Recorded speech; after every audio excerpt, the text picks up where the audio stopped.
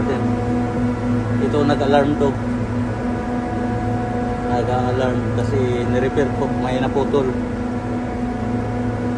Ngayon, kabit na natin.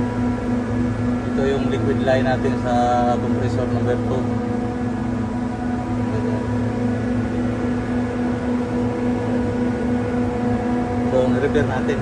I-reset natin doon para mawala yung alarm.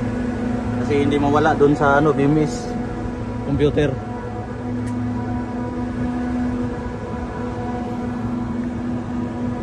So, naka-alarm to. Ito na, nandito na tayo sa diagnostic. Naka-alarm. So, i-reset natin to. Yan.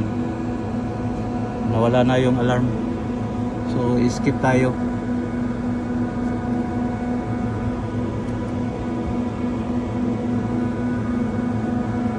Yan. Nawala na yung alarm.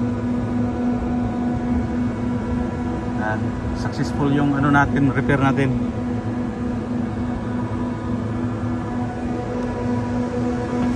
So, okay na. Pwede na ito panda rin. Puntahan natin to doon sa BMS office.